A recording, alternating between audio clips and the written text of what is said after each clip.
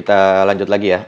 Eee, Sebelum kita pasang di project kita yang kemarin, yang apa, yang invoice management ya, mmm, ini kita akan coba bikin dulu di project kecil. Saya biasanya sebelum integrasi, saya bikin dulu di project yang simple, yang, dari awal, yang isinya cuman dia sendiri ya. Jadi supaya nanti, kita memastikan bahwa ini integrasinya jalan dulu gitu. Kalau misalnya kita langsung pasang di aplikasi kita, kemarin kan kita sudah ada apa, Spring Security yang biasa ya, Spring Security, kemudian, sudah ada coding-coding yang lain gitu. Nah, nanti takutnya pusing kalau misalnya ternyata ada yang error, nah ini errornya, karena yang mana nih gitu ya. Nah jadi, untuk lebih memudahkan biasanya saya bikin dulu yang, project yang apa ya, maksudnya yang dari awal, yang isinya cuman dia aja gitu. Nah jadi dari sini kita bisa lebih paham gimana cara kerjanya, dan kalau error kita bisa yakin errornya ya cuma di situ saja gitu ya. Nah, jadi di sini kita akan bikin project baru. Ini kita samain aja. Hmm, jadi yang di GitHub sebelumnya, ini saya saya atur ulang ininya, struktur foldernya. Jadi yang project tadi saya masukkan ke out server. Nah, nanti di sini kita akan bikin project baru yang isinya, resource server ya. Nah, di sini kita samain aja, nama package-nya ya. Ini nama package-nya kan group ID ini ya, belajar. Nah, di sini pasang belajar, kemudian di sini resource, eh, out resource server. Nah, gini ya. Nah, di sini ganti aja lah, belajar, Spring Security Resource Server. Nah, kemudian package-nya, nama package-nya, kalau di sini nama package-nya, kita samain aja ya, belajar Spring belajar Spring Resource Server ya. Nah, gini, resource server pakai Java 8 jar. Nah, dependensinya kita pakai web dulu aja. Jadi kita akan tambahin satu-satu nih. Jadi strateginya biasanya kalau saya yang penting dia jalan dulu tanpa tanpa security gitu ya. Nah, kemudian setelah itu baru kita tambahkan security gitu. Jadi ya bertahap satu-satu gitu. Biar kalau error nanti bisa debugnya.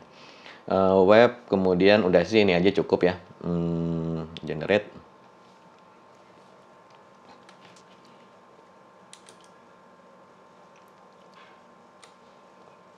Nah, di sini saya bikin, kita unzip ya, unzip. Dia biasanya ada di download, resource server, out ya. Ke sini aja, oke.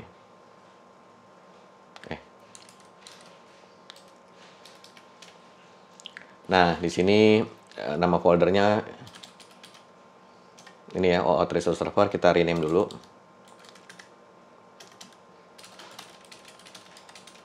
Oke, kemudian kita masuk ke sini.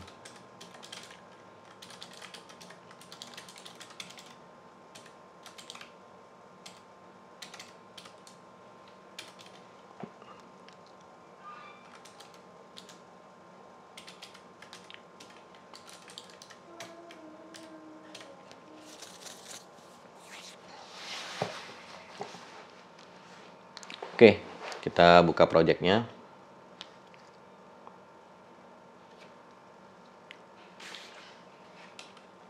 Ya.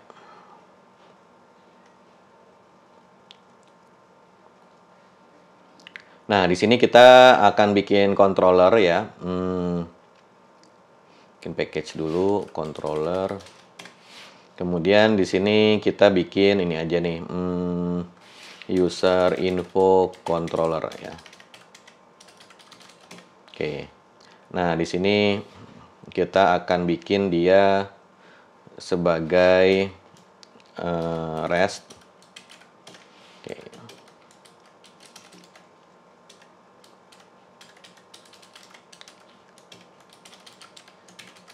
balikin map aja ya, supaya nggak usah bikin objek.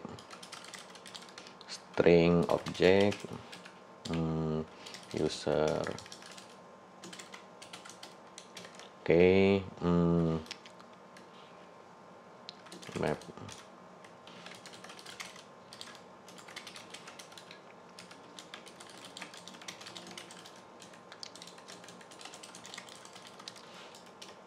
Nah, di sini kita isi dulu aja.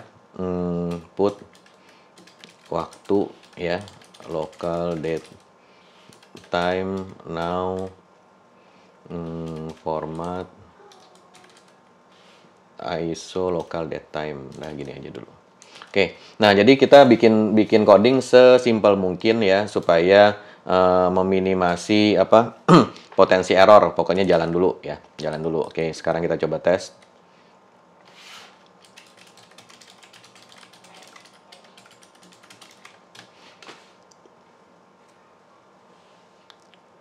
Ini nggak pakai database, nggak pakai UI, nggak pakai apa-apa gitu ya. Yang penting kita jalan dulu. Oke, sekarang kita coba akses.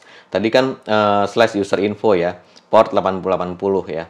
Oke, kemudian kita buka Postman, coba localhost 8080 slash user info. Nah, gini.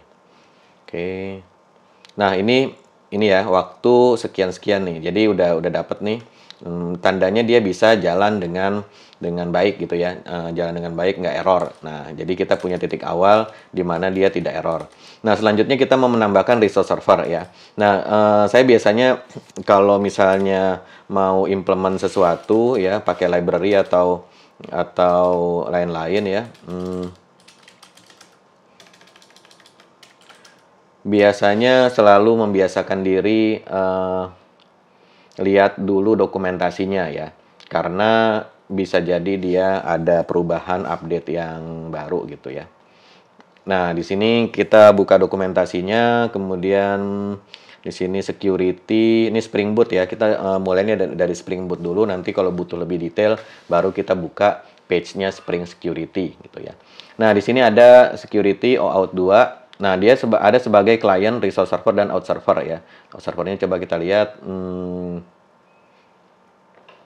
Nah, dia masih di sini statusnya currently Spring does not provide support untuk out server ya. Tapi kan tadi kita pakai yang eksperimental tadi ya. Nah, kemudian kita sekarang mau bikin resource server. Oke.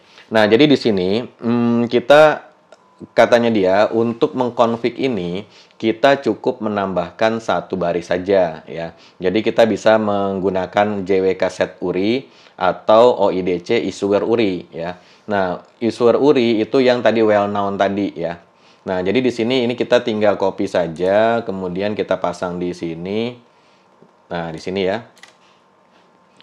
Tinggal ininya kita ganti ya, kita gantinya apa? Gantinya dengan yang tadi yang well known mana ya. Nah, ini well known ini ya. OpenID configuration ya. Nah, ini kita pasang di sini jangan localhost nih, tapi kita ganti out server. Nah, gini ya.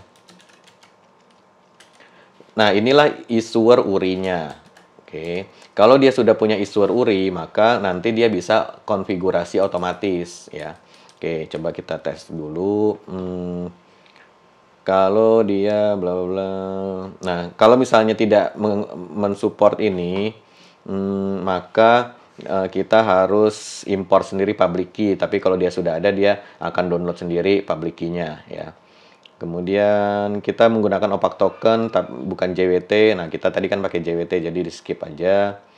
Kemudian udah selesai, begitu saja cukup ya. Oke, nah kita masuk ke ini dulu. Tadi harusnya di sini dulu ya. Tapi langsung nih. Ini klien. Ke resource server. Nah, dia bilang tambahkan Spring Security OAuth 2 resource server katanya ya. Nah, ini mungkin di sini saatnya kita buka Spring Security-nya. Dokumentasinya ya. Oke. Nah, ini project-nya. Learn, buka reference ya. Kemudian getting started ya, usage with Maven. Nah, kita tambahkan ini dulu. Nggak usah dikasih version karena kita mau ikut yang ini. Atau di sini jangan dulu deh. Ini kita hapus dulu. Git. Mana tadi ya? Reset.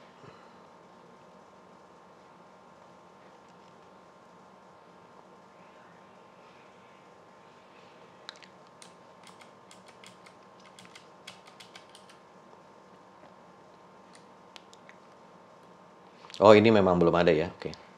Nah, ini tadi yang versi jalan tadi. Kita commit dulu. Jadi nanti biar bisa di trace ini bedanya apa aja gitu ya. Nah, ini saya nggak mau.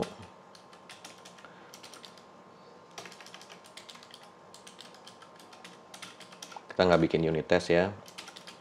Buat ini doang. Buat demo aja. Starter project. Nah, ini kan sekedar jalan dulu tadi ya. Oke, nah sekarang ini sudah kita commit. Baru kita tadi tambahkan yang ini ya, redo. Nah, kemudian di sini tadi ini kan kita kopas dari sini.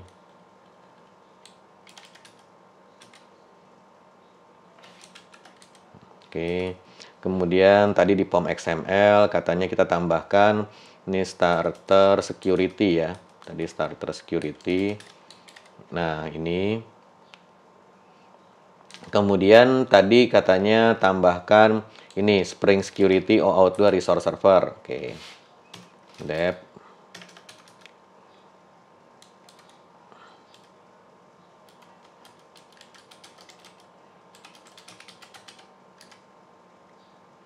Oke, security versionnya kita kosongkan. Nah, kemudian di sini kalau ini ide aja sih kita reload ya supaya nanti import-importnya bisa dikenali, autocomplete-nya jalan.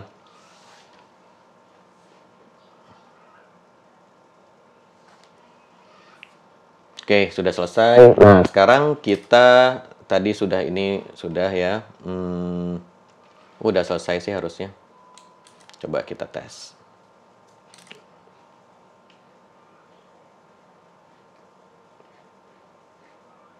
Nah, ini harusnya kalau misalnya kita kasih issuer URI ya, pada waktu dijalankan si ininya kita baca di sini deh. Servlet application OAuth 2. Nah, gini ya. Resource server. Nah, gini.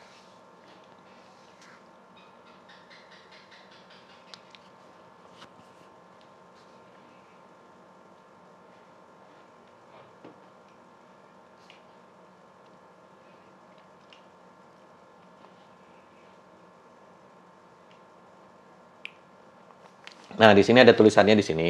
Startup expectation katanya. Begitu kita sudah setting, pada waktu aplikasinya nyala, dia akan mendownload tadi public key-nya dari si out servernya.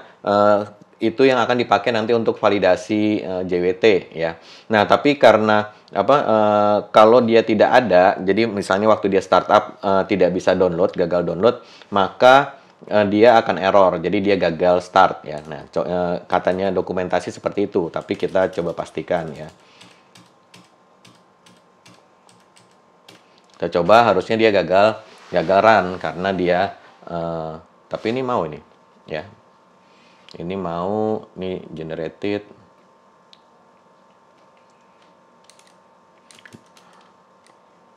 Nah, kenapa seperti itu?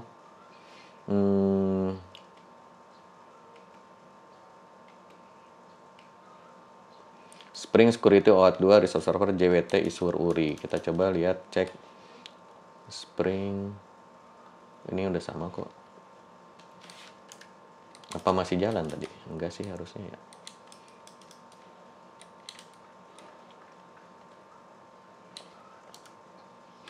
Kita coba tes.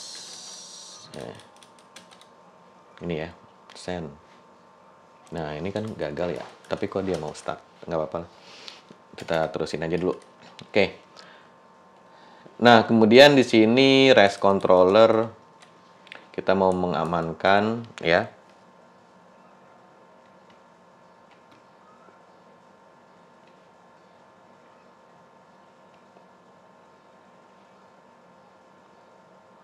Oh, karena kata dia minimal dependensi, kita harus menambahkan ini Spring Security OAuth 2 Jose ya. Jadi dependensinya ada dua. Coba kita tambahkan dulu.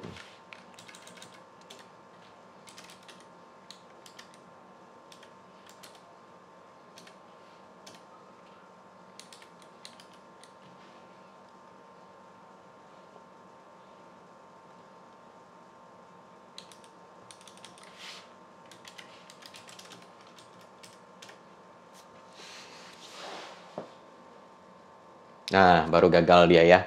Kenapa gagal? Dia bilang di sini dia mau verifikasi ya. Di sini ada JWT decoder by Iswar Uri ya. Artinya dia nanti akan memverifikasi JWT dengan melihat public key. Nah, public key-nya ada di mana? Itu dikasih taunya sama si ini tadi ya, sama si apa konfigurasi tadi adanya di mana gitu. Nah, jadi karena dia waktu start tidak bisa loading, maka dia error. Nah, solusinya bagaimana? Solusinya kita jalankan dulu out servernya ya.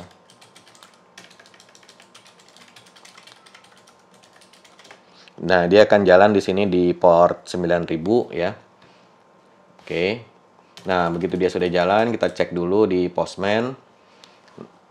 Nah, ini kan keluar ya. Nih, issuer URI-nya ini, issuer-nya ini, kemudian di sini ada JWK URI ya. Nah, ini kalau kita buka di sini, kita get. Nah, ini dapat RSA key-nya atau public key, ini public key-nya ya. Kemudian nanti ini yang dipakai untuk memverifikasi kalau nanti terima JWT ya. Terima JWT dia verifikasi pakai ini ya. Oke, nah sekarang kita sudah jalan ini, harusnya ini bisa start sekarang.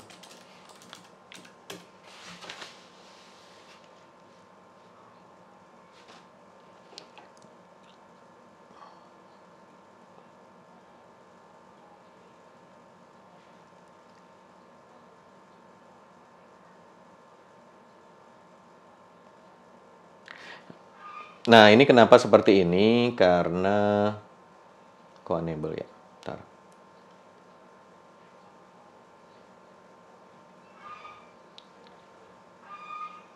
Oh, salah. Issuer URI-nya ini nggak pakai well known ya. Coba kita tes. Nah, nggak usah pakai ini.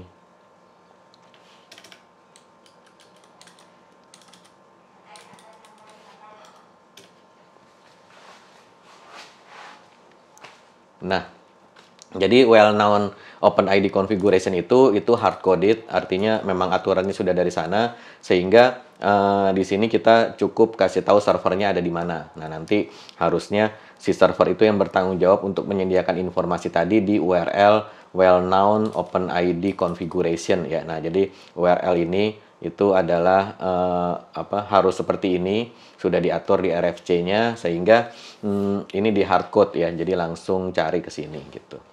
Oke, ini dia sudah berhasil startup. Nah, sekarang kita coba lagi yang tadi ya, mana get nah user info send. Nah, ini kita mendapatkan 401 unauthorized ya. Jadi tidak bisa lanjut karena kita tidak membawa token ya. Nah, gimana caranya supaya bisa lanjut? Maka kita balik lagi ke sini tadi, kita akan ini ya. Nah, kita minta akses token dulu. Oke. Ini kita close dulu, buka baru. Kemudian ini user 001 test staff. Oke, di sini dapat kode ya. Ini kodenya. Kemudian kita request di Postman. Kodenya ini send, dapat akses token. Nah, akses token inilah yang kita pakai mengakses si resource server tadi nih, user info. Nah, gimana caranya? Caranya adalah kita masuk ke tab authorization, kemudian di sini bearer token. Nah, bearer tokennya kita paste di sini gitu ya. Nah, gini. Nah, ini nanti si ini mirip dengan basic auth tadi. Jadi intinya sih dia menambahkan header ya, HTTP header, nama variabelnya authorization sama seperti tadi, basic juga nama headernya authorization, cuman value-nya kalau tadi basic spasi itunya tadi ya, base 64 dari username dan password. Nah, kalau ini bearer spasi tokennya. Jadi bearer token itu di depannya ada prefixnya bearer ya untuk menjelaskan bahwa ini bukan basic auth tapi ini bearer token. Nah, sekarang kita send. Nah, sekarang baru dapat 200 oke ya. Kenapa seperti itu? Karena kita membawa authentication yang benar gitu. Nah, sekarang kita akan setelah ini sudah diproteksi, kita di sini bisa melihat siapa user yang sedang login ya. Di sini tinggal kita injek saja authentication ya. Authentication kemudian current user, artinya user yang sedang login gitu ya. Nah, sekarang kita put lagi di sini, siapa sih user yang sedang login ya? Hasil put current username ya. Username yang sedang login adalah current user get principal ya. Principal itu username-nya ya, ini get principal. Kemudian kredensial itu passwordnya ya. Kemudian kita lihat lagi hasil put ini ya authority ya. Nah, di sini current user get authorities. Nah, gini ya. Kita coba lihat ada nggak isinya ya. Kalau nggak ada kita harus query lagi. Nah, sekarang kita akan coba restart aplikasinya. Ini restart servernya. Oke, nah kemudian kita hit lagi. Nah, ini current username ya. Prinsipalnya ini ya, ternyata prinsipalnya itu objek sehingga dia banyak isinya ya.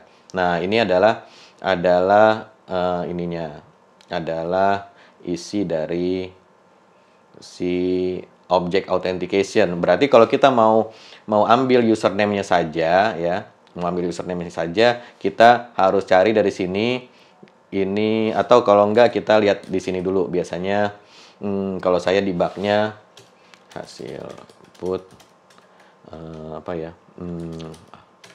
Authentication class.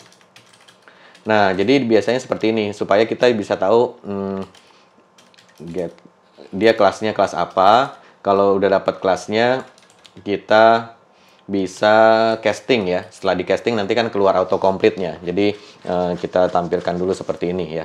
Oke. Atau kalau mau kita debug aja tampilin semuanya. Jadi bukan cuman prinsipalnya ya. Tapi langsung semua current user aja kita output ya. Ini supaya jelas dia isinya apa aja. Oke. Nah, sekarang kita coba tes lagi di sini send. Oke, authentication class-nya adalah JWT authentication token ya. Ini authorities-nya kosong. Nah, di sini nggak ada authorities nih. Jadi kita nanti harus ini sendiri ya. Harus nambahin sendiri. Kemudian authenticated dan seterusnya, credential, ini token value-nya nih tokennya sama ya dengan yang kita bawa ini EYJRA. Nah, ini EYJRA dan seterusnya. Kemudian audience dan seterusnya. Oke. Nah, di sini kita lihat authentication class-nya adalah JWT authentication token. Nah, berarti di sini kita bisa casting ya, casting.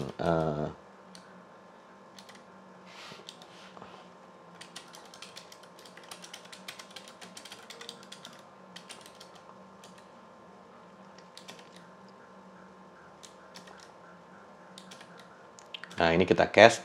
Nah, kalau udah di cast, ini kita bisa autocomplete ya. Nah, di sini bisa get name. Oke, coba kita tes. Nah, get name itu sebenarnya sih bisa dari sini juga ya. Eh, name mana ya, name. Nih, name-nya ini user 001 ya. Terus biasanya sih cuma butuh ini aja ya. Ini di sini granted authorities-nya nggak masuk ya. Nggak masuk.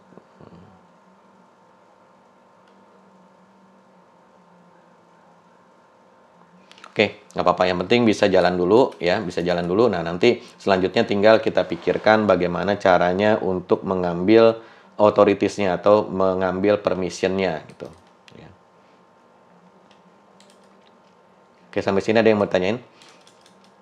Jadi, ini cuma nambah ini doang ya. Nambah dependensi 1, 2, 3. Kemudian nambah properti 1, udah selesai. Ya. Nih, nambah dependensi, nambah ini kan coding kita ya untuk ini mengambil user info sama config.